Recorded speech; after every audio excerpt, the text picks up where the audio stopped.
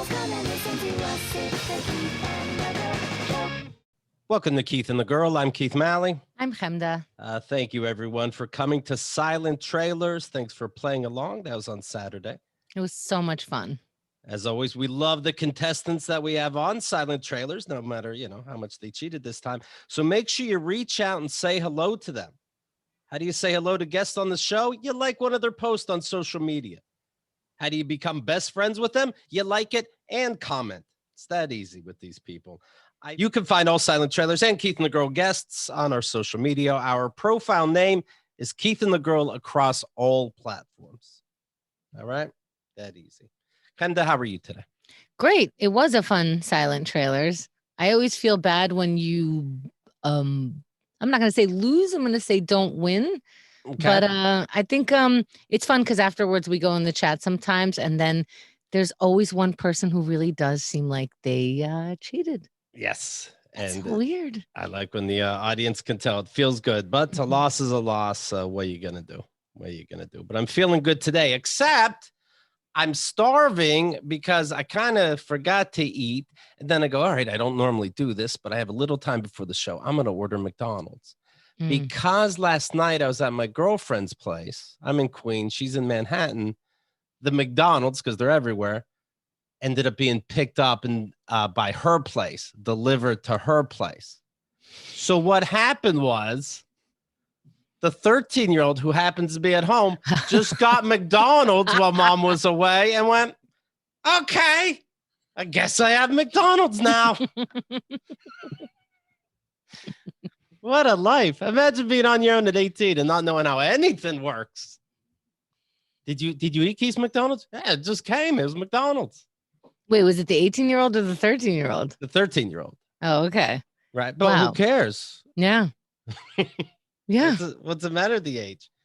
But I have something that can save the day. No. I just think this is so hilarious because Keith is like, I forgot to eat, so I was desperate. That's the only reason I would. Yeah. And also, I would like everybody to notice that he goes, "How are you, Chemda?" And I was like, well, he's asking me how I am. And then he pretended like I asked him how he was. Let me tell you how I am. Here's my McDonald's story. Chemda, I'm starved and dizzy. Okay, I apologize. I'm going through a thing. Let's introduce today's guest. All right, he's been featured on SiriusXM, MTV, The Onion, IFC.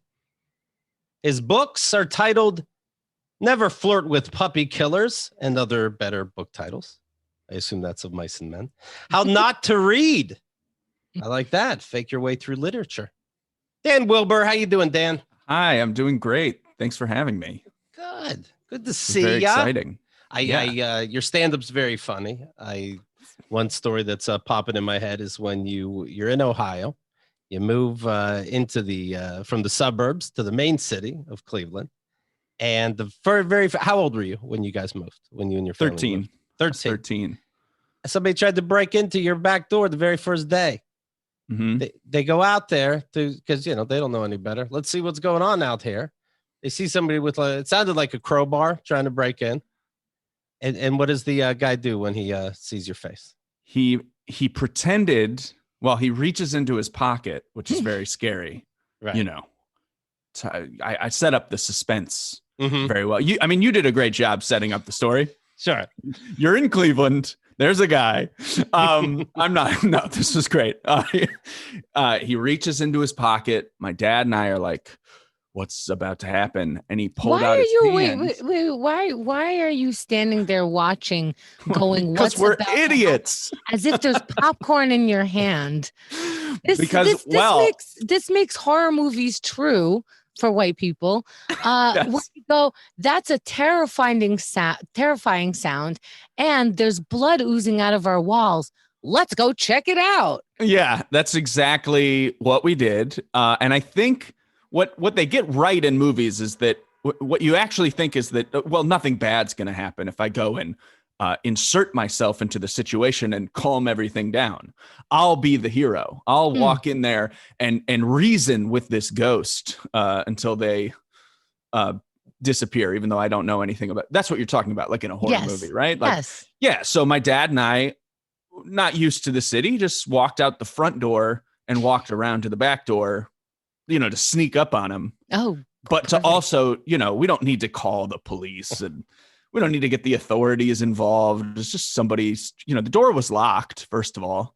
So that's one point in our favor. We didn't just leave the door unlocked. Yeah. This is what we're giving points for now. Okay, cool. Yeah, I get points every day. This is great. Yeah, I'm just saying, I feel like in the imagination, Ohio is a safe place with unlocked doors. So, but not in Cleveland. What's this guy put his hand into? Puts his hand into his jacket and he pulls out his hand as if pretending to have a cell phone. Doing like the little thumb up, thumb and pinky out. Wait, because what year is this? He's doing an old school phone. He's doing an old school phone, yeah. And suddenly he's miming that he's tied into the cord. Like this is yes. And in fact, anybody who's taken any improv class knows that you're not supposed to do that. You're supposed to pick it up like you're holding the phone. So it would just be your fist. Do you laugh at him? Like, what is that? A cell phone holder? I said, where did you do your object work, sir? What summer stock have you done? And then I asked for his resume. I was in the Hollywood scene already in Cleveland as a 13-year-old boy. But he pretended to have a cell phone and he said, "Dude, I think I'm at the wrong house." And with a crowbar in a hand? He had some, he had a stick or so. I mean, he wasn't like I don't think he thought this through. He was like jiggling the handle. He was like trying to pry it open with something that he found. You told me to break into your house, but I think, fuck, I'm at the wrong house. Exactly. And so, yes. And then the joke is that where is that crime movie? Where's that episode of The Wire where they're like, someone catches you breaking into a house, just grab a rope. Make no sense on radio. Yeah. And mime your way out. Did you guys think of like a lot of mime work? Did you think about pulling out fake guns? I thought about it. I thought about saying freeze, buddy. And then what was the other one? Yeah. And then if any trouble started, just blow up a balloon and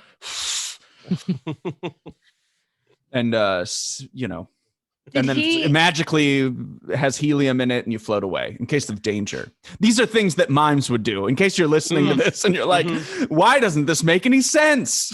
Time goes by, it's not a comeback because you come back with an idea much later. But yeah, those would all have been good ideas.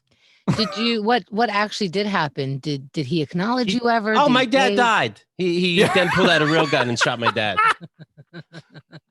I can't believe I buried the lead on this. I want to tell everyone a story. Nothing bad happens. That's where I want to start. What happened was, I don't know if this is in the clip, is he tried to break into our neighbor's house. So it's actually really funny is that we didn't call the police. We just said, "Hey, buddy, hit the bricks." Right. Why don't you skedaddle? Did you say, "Hey, buddy, hit the bricks"? I didn't, because I'm not. Who said what? Like legit, what happened? Legit, from what I remember, is because I ran this story by my dad because my wife asked me if it was true, and then we did. I did the whole act out in front of my dad, and he was like, "This is exactly what happened." I said, I think he just said, "Hey, you are in the wrong." He got the dad voice out. He was like, "Yeah, you betcha, you are in the wrong. This is the wrong house." You know what I mean? Right. But from my dad, who is, if you saw him, bespectacled and not intimidating in the slightest, probably still wearing his work clothes. He looked like a real stiff, and he was like, "Yeah, you are at the wrong house, buddy. Get out of here." And the guy left. I mean, he walked out of the yard. And then about 5 minutes later, we saw a bunch of cop cars outside with the sirens on and everything because he had tried to break into the neighbor's house. And it was the wrong place again. Well, the funniest part is that the cops had to like knock on the door and say like, "Did you see anything suspicious?" And I was like, "Well, yeah. I mean, there was a guy trying to break into the house, but I mean, what are we going to do?" I would be so Is that just normal? Scared. I would be so scared to get in trouble for not having called the cops. Yes. Did anything like that happen? No, they found, I think I remember seeing them, they find the guy and like someone's yelling over on this side of the street that they got him. And then it was more about the cops being unnecessarily harsh to a criminal, where now that I look back on it with everything that's going on in the world is that it's a bunch of like testosterone filled what happened? Angry cops. They were like, they were shoving the guy in the car and they were yelling at him about what they would have done if it was their house. So there was a lot of like, I would have fucking shot you. You're lucky you're not fucking dead. I'll shoot you right now if you do this shit in the neighborhood. And I was like, and I just remember my dad and I were like, this is the reason we didn't call the police. Like my dad got mugged in our neighborhood multiple times. And every time he felt like guilty about calling the cops because the Cleveland cops will send a helicopter and like 10 police officers and what could go wrong. And then 10 years remember later, when you said things. Ohio is a safe place? Oh, it's not safe. It's not safe at all. What is going on over there? I remember telling a person that I lived with in Brooklyn about my friend getting shot in Cleveland, like right when it happened. And she sincerely said, thank God we live in Brooklyn where stuff like that does not happen. And she meant it genuinely. And I was like, you gotta pick up this metro section because this stuff's going on. It's just a smaller city over there. Your friend is the funniest person on earth. What a great response to, hey, my friend got shot. Yeah. Yeah, this is scary. I'm going to go back home to Detroit. Good seeing you, Dan. This is crazy. I also enjoyed in your stand-up, you play Guitar Hero. And so guitar teachers or people that play guitar give you a hard time. Why don't you just learn the real fucking guitar? And he's like, hey, it's not even the same. I play Pac-Man, you don't tell me to go hunt ghosts. If I play Mario, you don't go, yeah, kill this turtle. I think that's a great point. Yeah. This is the best podcast I've ever been on. Just keep going. I don't have to do anything. I'll make all your stand-up last 2 minutes. I enjoy very much your it looks like it's a series called You Just Missed the Train.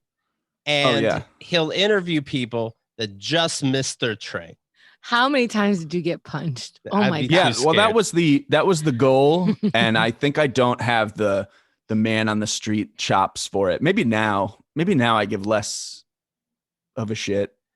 Now that you're supposed to be 6 feet from people, you feel confident? Yes. Yeah. I don't think now that any breach of 6 feet is a faux pas, now I feel like I have the stones to do it. Well, because I remember a safe swinging distance from your face.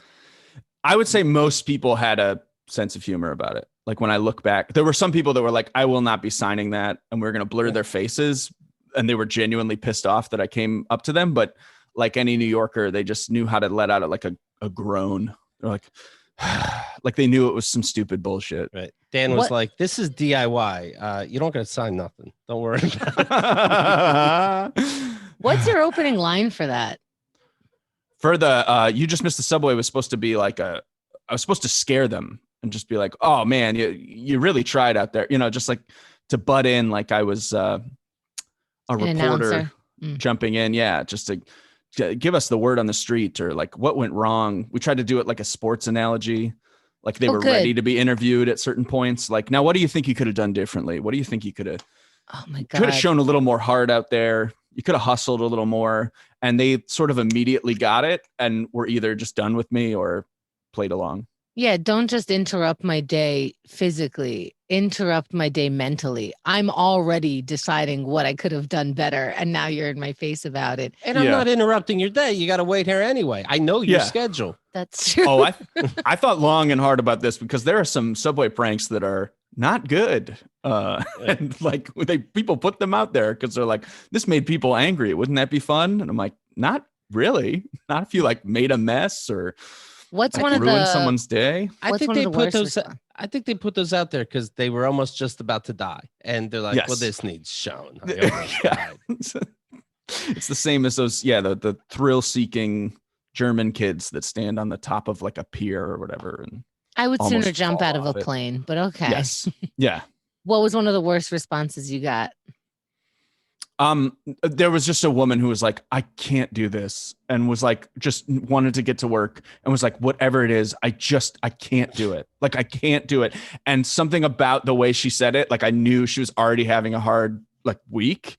And it really did make me feel bad. And I was like, I'm genuinely sorry that I did this to you. And I want you to have a nice day. And she was like, thank you. And I walked away. But nobody, I mean, I went out there to get punched, and I thought it was going to be like an Impractical Jokers type thing. And did you actively decide, I'm not interviewing that person, I'm interviewing that person? Or was it legitimately the first person in front of you who missed the train? It was legit. Because if you wanted to get punched. I legit waited at the bottom of steps for someone who was running and missed smacked on the door. Oh. And really, like, there was just one woman, she was smacking the door, and then she walks away, and I was like, now what do you think you could have done differently? And she just went, what is this? And that's it. And just kept walking. So it wasn't, I remember it being worse than what the video shows. I'll say that. I remember it. No one got hurt, but we were like, I don't know. And people going to work, it's different than like, if you fuck with people who are coming from work, that's probably where you get stabbed. You think it'd be worse? I mean, not that you just missed the train, because no one's really hustling, but everyone's in a worse mood, I feel. Like, everyone's tired when they're going to work, but everyone's trying to get home to like either just be in their own space. They're in such a bad, like, you're in such a negative space that if you thought of something fun to do, like, hey, how was work today? Like, you might get socked just for that, like, just for being kind. Did you better your life today, like you promised since January? Yes. Yeah. You're dead. How many charities did you give to today? Or did you just go to your dumb job? Stab? Oh, I wish you caught me while my leg was busted. I once I was crossing from the N train to the 7 train, which is just across the platform. And a lot of times is right there for people because they know that's a big transfer. So I'm hobbling over, and I still missed it, even though it was waiting for people. It was as if they closed it and laughed. Yeah. And if you came to me at that moment, like, what do you think you did wrong? You might have gotten someone crying. Yeah. Just like, everything. I think everything. Yeah. This just reminded me of my my happiest experience on the subway was, and I know that's a weird way to start something, but right around Christmas, pre-pandemic, I was holding a bunch of bags and I was trying to get to a train, and I missed the last step and I face planted. And so and this is my like, say what you will about New Yorkers, but like 4 people came, surrounded me, asked me if I was okay, but didn't really talk to me, just picked me up and like dusted me off and gave me my stuff and then walked away. And I was like, yeah, that's right. That's the real New York. It was like, if you were in trouble, you hurt yourself, some people would come help and then leave you alone and not even ask you or like embarrass you by telling you to have a seat or whatever, Yeah, the best, like, New Yorkers, you're crying on the train, they'll give you a tissue, not ask what's wrong, and turn their face. Because here's the thing, you people outside of New York, you're not necessarily taking the train. You have a car to cry in. You have a car to, be on the phone yelling or having an emotional thing. We know that when you're on the train, you're in your car. So if you ask us to pass the Grey Poupon, we will pass it. Then we will close our window and keep it moving. Yeah, that's great. That's what I love most about New York. I've just been thinking about that. It's like, nobody's in your business. And then when I spent some time upstate last year, and every time every time something broke in the house, like I had to get my sink fixed at one point, and the guy was like, I see you have a Nintendo Switch, and I was like, don't do this.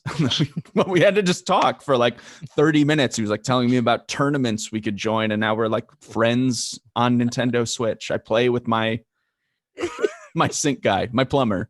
Well, in New York, everything's a scam. So if I fall down, somebody helps pick me up. I'm like, what do you want? Yeah. They give you a little card that's like, have you thought about the Bible? Oh my God, it's true. Because when I fell and people were helping me, they stuck around to rob me. So Right. yeah. Oh my God. Wow. It checks out.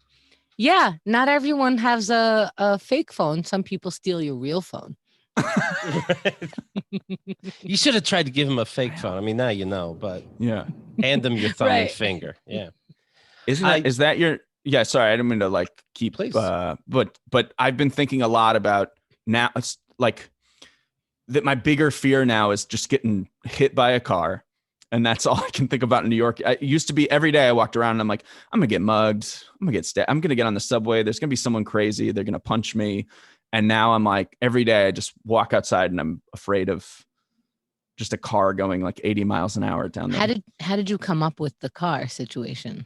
How did I come up with the fear of the car? Yeah. Why a As car? opposed to stabbings and whatnot. Yeah. I be multiple on my block. There's just multiple like crashes, per month that I just see people just like, and nobody dies, but they just wreck their car.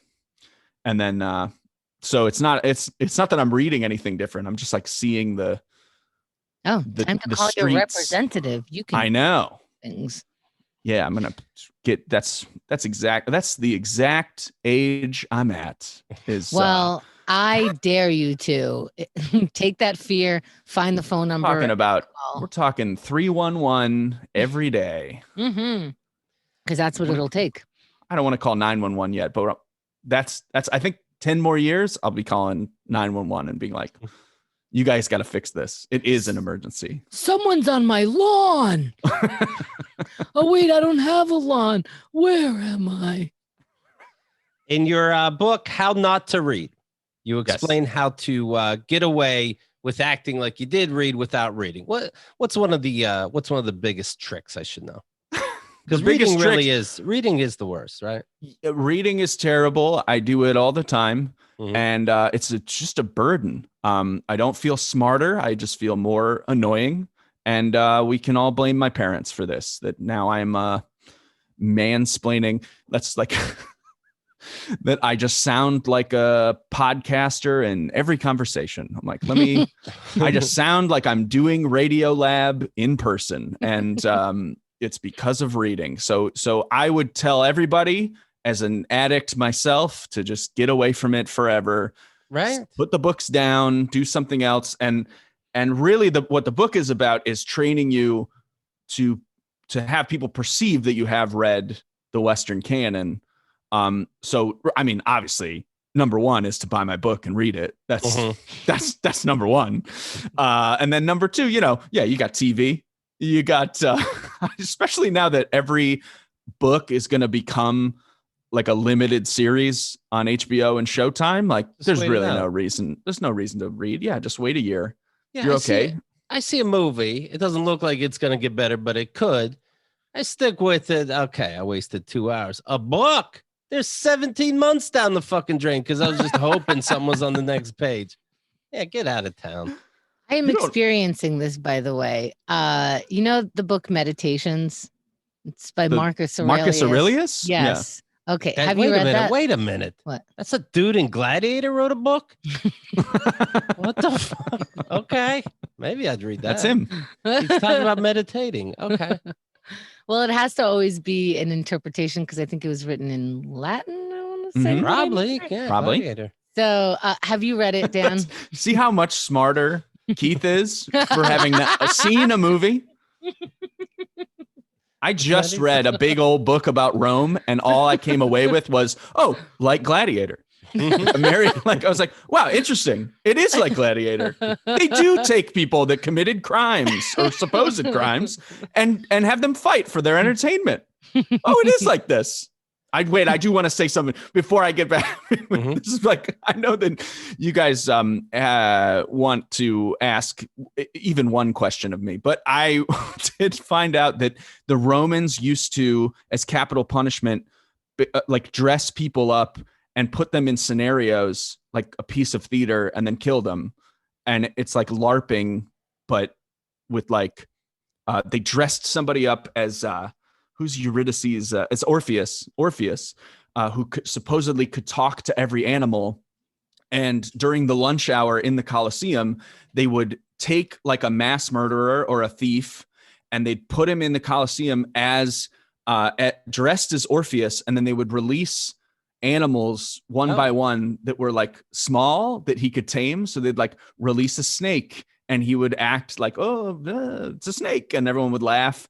And then they would release like a goat, and they're like, oh, it's safe, it's okay. And then they would release a bear, and the bear would just eat him. And this guy would like play along because, you know, it's for the act. You know, he did it for the love of the game, and then he was dead. You think people watch that or like, I can do it better? I would actually start training the little animals to work with me.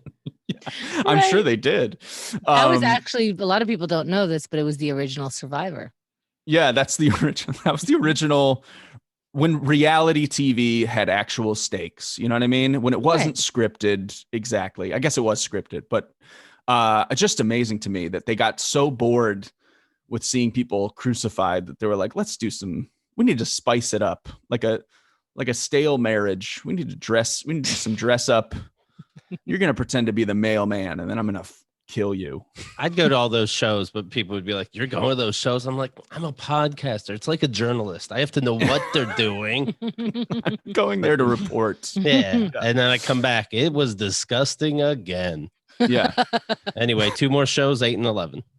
I didn't mean to interrupt you, Hamda, but have you read, are you just trying not to admit that you have not read Meditation?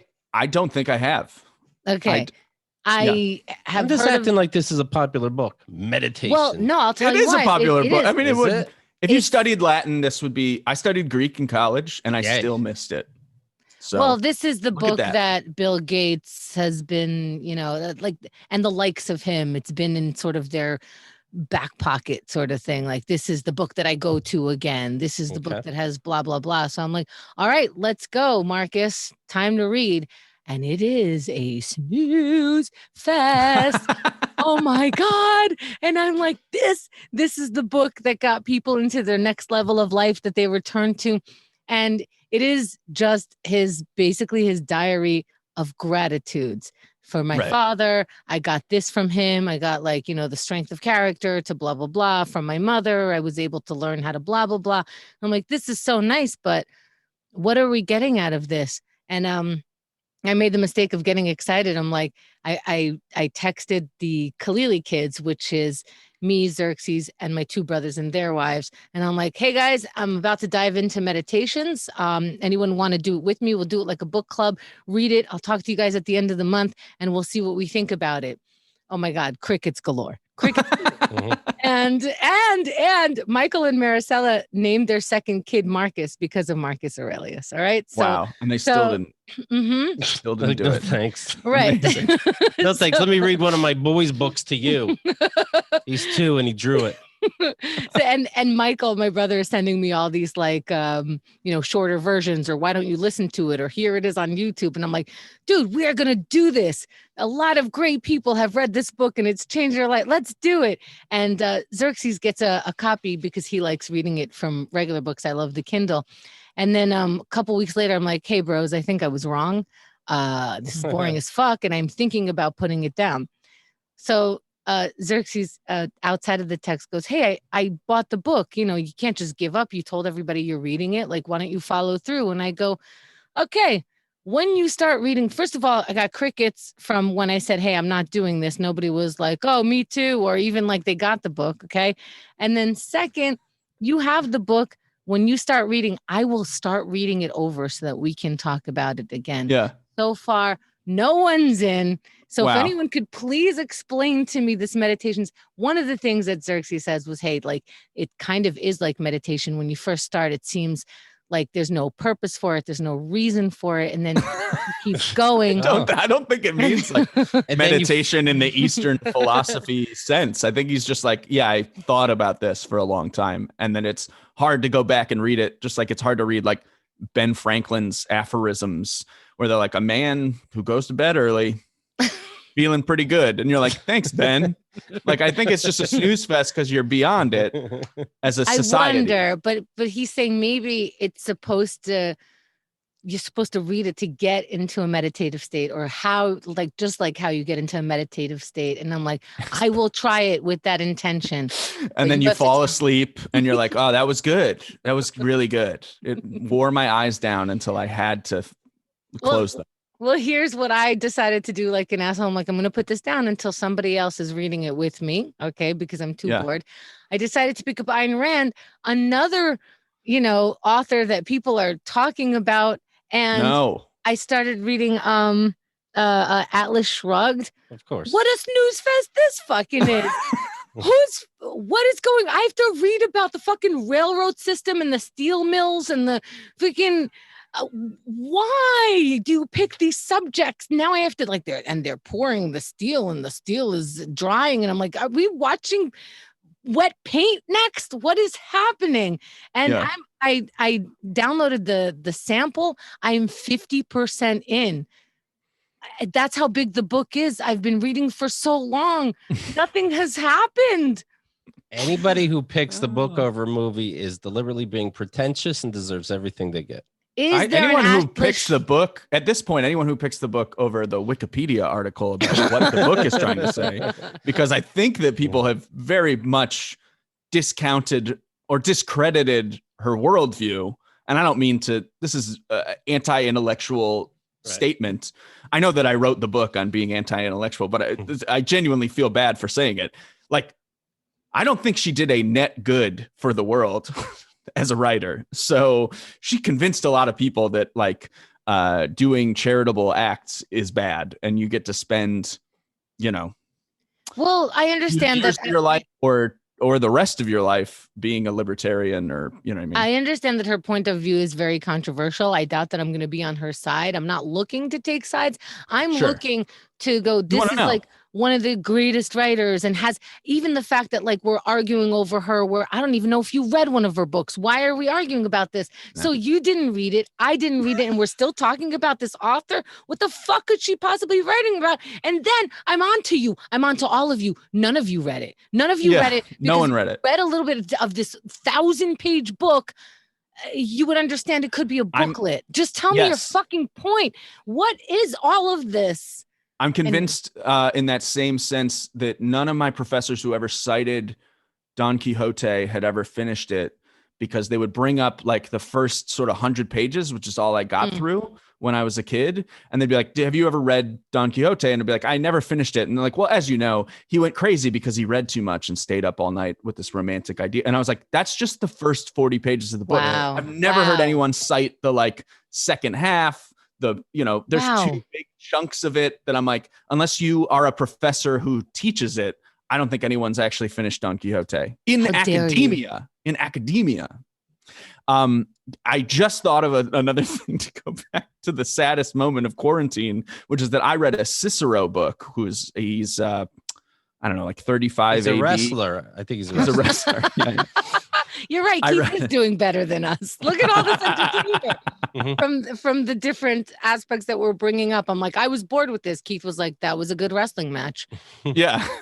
So Cicero wrote his own, not meditations. He wrote these dialogues about what is funny in speech. And so I was like, well, funny person, studied classics. I'm ready. And I started reading it and I was like, wow, it's interesting, but it's also wrong. I don't know what I expected. I expected it to be politically correct, but he's one of the statements is look, we're all comfortable making fun of people with disabilities. People are like, yes, thank you. The Romans were like, yes, this is great. And he's like, but we know that if you take it too far, people will turn. And I was like, actually, that is kind of correct. This is, he's got it. He's got it here. And the only reason that this was the lowest point of quarantine for me is because I read it and I was like, you know what? The guy who translated this probably never gets any questions. He can't teach in person. I'm going to do a good thing and write to him about a couple questions I have. And he answered me with a long email of other stuff I could read. And he clearly, I wrote the email at midnight. He got back to me at 2:30 a.m. It was just we were both, I'm the only one who read it. None of the students read it. Nobody cared. I'm pretty sure it was the only email he got, and I feel bad. But Well, in all fairness, going back, Xerxes had read Meditations. It was just years ago, and he also read the Don Quixote book as well. So he gets the credit, but I don't know if I could do it.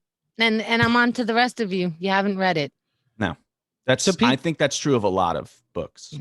People do read some of this shit. It sounds like. You've seen.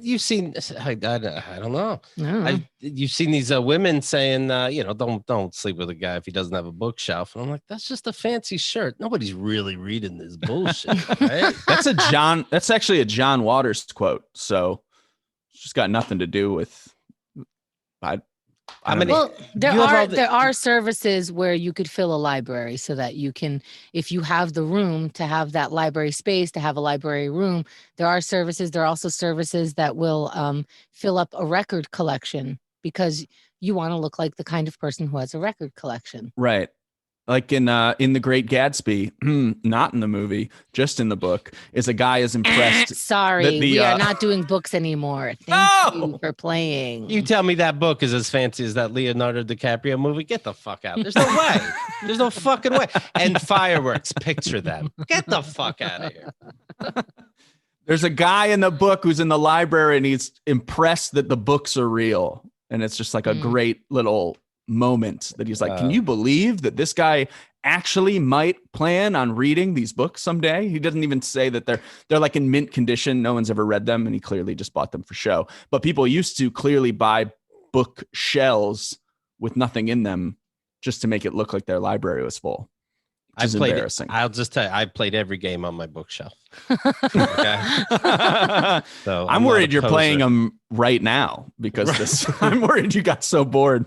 Maybe that's why people don't like Kindles, because Kindles will let you know how much of a book, how much % of a book you read, how many you just have a sample of, like how far you got, and books on your shelf just looks like you read it. Yeah. Kindle, you get like a little character pops up. You're doing great. Who knows these books suck? I don't like when I press the wrong word on a Kindle and it defines it for me. I'm like, don't put that in my history that I asked what that meant. I know what that meant. Okay. The rest of them I don't know, but this one was by accident.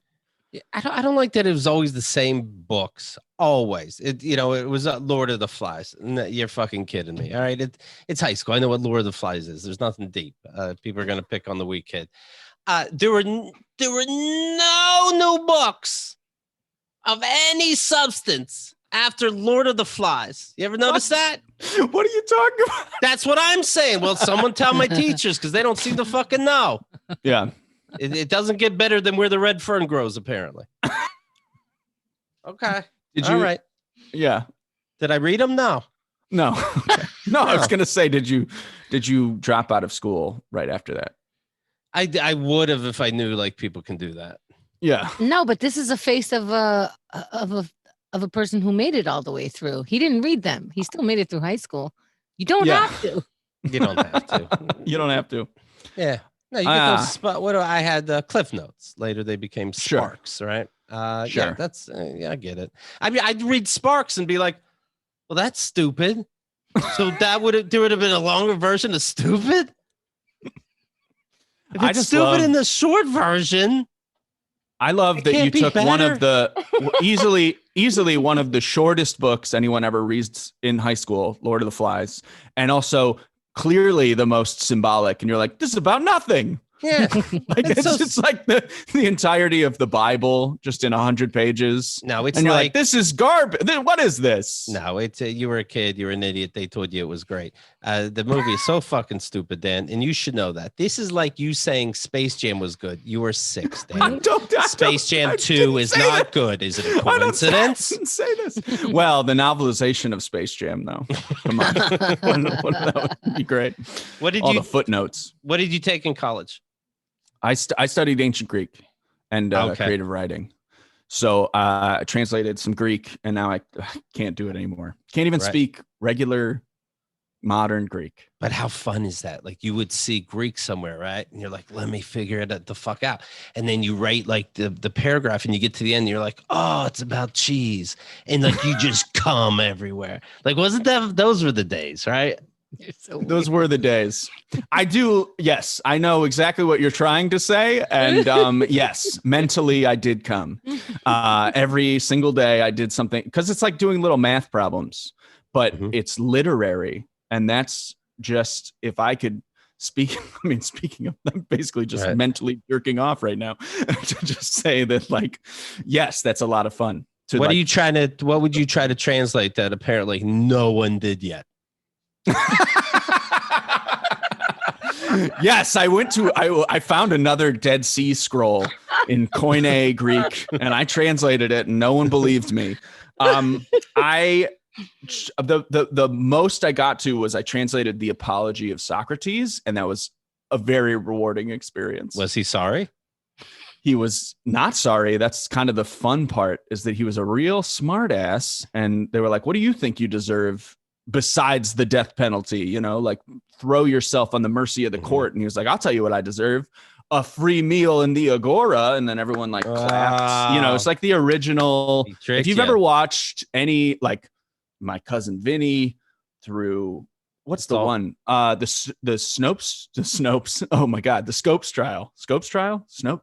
I'm like saying Snopes in my head. By the way, if you haven't watched My Cousin Vinny, you're wrong. Which obviously, long story short, comes from Socrates. Well, I'm going to wait for the remake. It's honestly, I'm saying that anytime you watch a courtroom drama and you're like, wow, that guy said something that out of context would not be witty at all or, you know, funny. Right. But because the stakes are so high, it's actually kind of insane that a human would do that. And what's fun about Socrates is that they actually killed him, and they went through with it. And he was still a smart ass to the end. Yeah, Keith Hero. Yeah. Spoiler alert. Yeah, I'm gonna wait until it's like The Matrix. You know what I mean? But I get what you're saying. Everything comes from somewhere, and we have to appreciate the greats because you put money. I mean, it's important to appreciate specifically that guy. What do you think you get out of life that I don't? Nothing. Honestly, I'm a terribly depressed person. I don't think it's whatever important. You're doing, you got a guitar in the background. You're probably better than I am. I'm over here, the dilettante, you know, reading, knowing some chords, then playing video games, and just, you know, wasting my education. He just virtually knocked the books out of your hands. Stop it. Like what? Sick of being bullied. Fucking read the books you want to read. Don't let this guy. Come on. Would you watch like The Sixth Sense and be like, Copernicus? No, it's so much worse than that. Is that I'll watch something and I'll be like, like I watched the Ethan Hawke Priest movie with where they're worried about climate change. It's called Sleepers. First. I was about to say first bitten. First order, twice shy. First order, whatever. I was like, oh, it's like Ordette. And everyone in the room watching with me, just my wife, was like, I don't know what you're talking about. Who cares? And how did you get like, married? Yeah. How did I get married? Mm-hmm. Well, we got married like 2 months ago. Oh. So we've How been long together. were you with? Yeah. We've been together for 10, 11 years. She's in the other room listening, so she'll correct me. I can't believe you said that on a podcast. She won't do that. But yeah, we got married 2 months ago. Did we bury the lead on this too? This is that's the biggest thing going on in my life. Was I got married 2 months ago to a woman I've been dating for like 11 years. So okay. And what is there anything new? It's only been 2 months, but is there anything new? Like, is she getting a little too comfortable? What's happening around the house? Oh yeah, I'm having the best time of my life. I'm doing shows and we're back in New York, and I'm so happy to be married, and and I'm sure she's already sick of me. But I like the question. The question, how did you get married? Meaning how did a nerd like me get married? Or how did we actually, I signed a piece of paper. What do you mean? Like we had a wedding. It's a person. It's not like a book with a wig, right? I'll have to show proof of life. Today's newspaper. Yeah. What is the most annoying thing about being with you in a couple? Like, what would she say? She would say, and this was in my vows because I apologized for it, is that every time I talk, I haven't actually decided what I'm about to say. And I feel like you as podcasters know exactly what I'm talking about. And it's exactly how you do stand-up, is that you get up and you want to do a riff and you're like, I'm just going to be in the moment. I'm going to say it. The thought is coming as fast as it is attached to my mouth. And I'm just not going to pause and think through it. I'm just going to unload it on another person who is not my therapist, not my paid therapist who wow, let me write this down. These are your vows. Yeah. I'll send them to you when wow. we got a video of it, and the vows were just me saying what I'm sorry for, and a lot of it was about comedy, etc. And oh boy, I turned it into a comedy show because I needed the stage time. Do you like push her aside and address the crowd? Yeah, I was like, let me just. I did open with, "Are there any birthdays?" And people knew what I was doing. So, and hers were really funny too. By the way, how did you survive the pandemic together? Like, how did you mentally, emotionally? I don't want to lose anyone now, but we left New York City to go to a house and stay there. Whose house? My parents' house. Okay. And then it was how up vague near... you started. Nice try. We went to some house in upstate. Like, apparently, if you Airbnb'd, if you carry a crowbar and a fake phone, you could just go to any house. It might be the wrong house, but you'll end up right. Yeah, we just found a tiny house. We built a tiny house. No, was it your parents? Was it my parents? Yeah, it was my parents. Yeah. And is that weird or obviously worth it? It was totally worth it. I'm happy I did it. And the entire time I was like, I just got to get back to New York.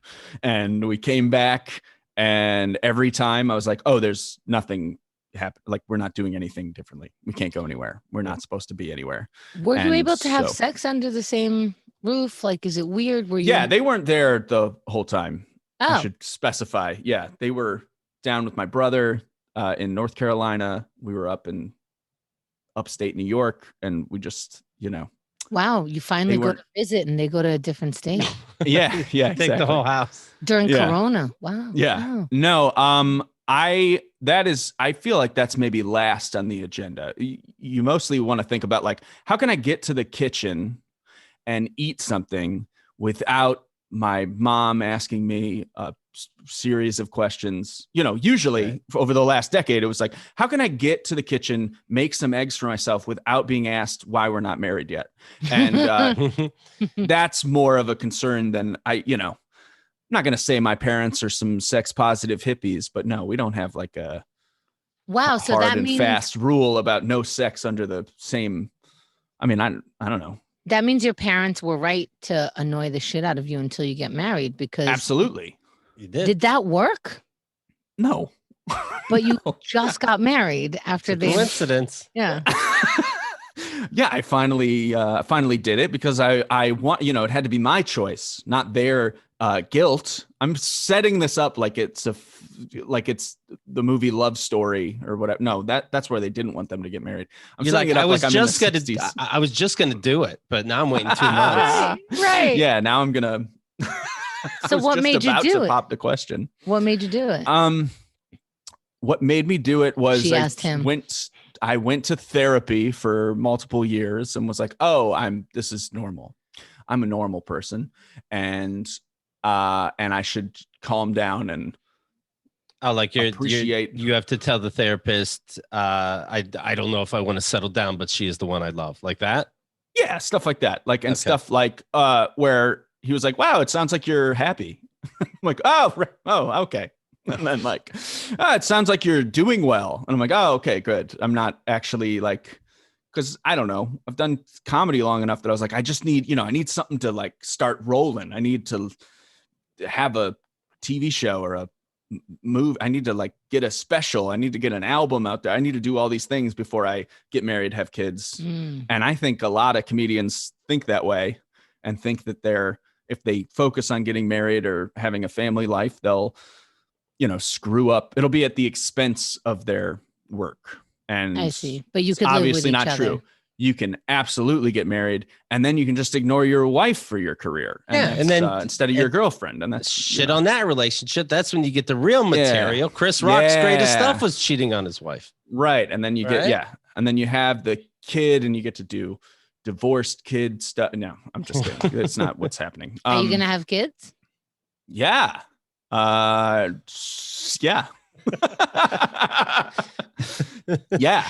How old are you? I don't know what else to say. I'm 34. It's time. When is your clock expired according to you and your brain? The clock expired 2 years ago, and we gotta hustle up. No, we're just fine. When is too late for you to have a child? Never. I'm gonna do change of life, baby. Oh, I bet this is what happens when his girlfriend tries to ask about this too. Right. I don't know how. Yeah. What else? That's why I got married. You're not gonna have a kid we're not gonna have a kid out of wedlock. Sure. Yeah. New school. What? How did you propose? I waited. We went to like a Friendsgiving, and I knew that my wife had not had many great Thanksgivings, and I wanted to give her a nice Thanksgiving. We went to this thing, and then I proposed in the apartment. So just me and her, which is what she wanted. She did not want a big. Okay. I think big things are tacky, and I think that if she was put on the spot, I mean, I feel like even the wedding, she was sort of, she's much more shy than I am. So did you go down on the knee? That's the thing they tell all their friends for the rest of their life. Yeah, you did. Oh yeah, okay. Yeah. I thought maybe you were gonna put write Greek on a piece of paper, put it on the fridge, and she has to figure it the fuck out. Yeah, she should. I should have asked her to marry me the way that Jigsaw would in the Saw movies. I've hidden a series of notes. Right. Do you want to play a game? In order for her to have a good Thanksgiving, you proposed, and so what happens the year after that for her to have a good Thanksgiving? Oh no. A baby. Oh my God. And so they're about to have. I'm just trying to remember we did have we had a great pandemic Thanksgiving where we, opened all the windows in this house and had people eat on a porch with paper plates or whatever. We had the distance Thanksgiving with people that were able to drive to the house. So I feel like it was good. We hosted against doctor's orders. So you hosted in your parents' place upstate? Mm-hmm, mm-hmm. Oh, okay. And you were outside on the porch? Mm-hmm.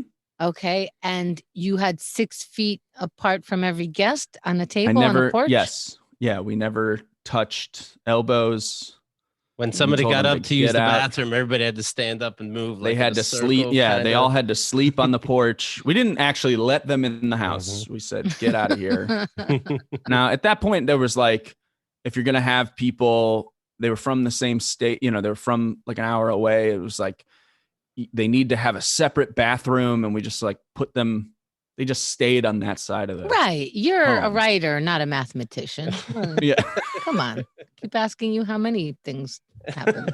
Listen, no one died. No one caught it. I did it. You did very good. I hear the ambulance in the background, but good for you. No. I should have not admitted this. People want to see what you're doing online. What's the best way for them to play it, Dan? They should go to Instagram. I'm Dan Wilbur Comedy on Instagram, and you can see all the bits. And I have prank phone calls and the subway bit and all that stuff. And I have a TikTok. It's the same name, Dan Wilbur Comedy. And then my Twitter is just Dan Wilbur, which is, confusing. I like that. You gotta figure out each one differently. I like that. To be there, you have to deliberately want to be there. Yes. That's what I appreciate. All right. I know, for example, listener, right now, you're scrolling through social media, right? Well, while you're there, follow this guy. Follow our Keith and the Girl account. Find that day's guests and everything Keith and the Girl related. We're Keith and the Girl across all platforms. That includes Reddit. That includes YouTube. Ring that bell on YouTube. Subscribe. We have a lot of fun stuff coming your way. Dan, thanks again, man. It's good meeting you. Congrats on everything. Congrats on everything. We talk books, right? What are you reading right now? I got back into Eric Larson, which is if you're trying to read some nonfiction that is more entertaining, you read some Eric Larson. So I just finished In the Garden of Beasts, which is about Nazis. And now I'm working on The Splendid and the Vile, which is about Churchill. It's really good. It's really good. I'm going to type all that into Rotten Tomatoes, see what pops up. And I might have my new assignment tonight. There's only 8 different. I think it would be longer to watch all the Churchill movies than to read the book about Churchill. You don't know how I read, but okay, fair enough. Dan, thanks again. I appreciate it.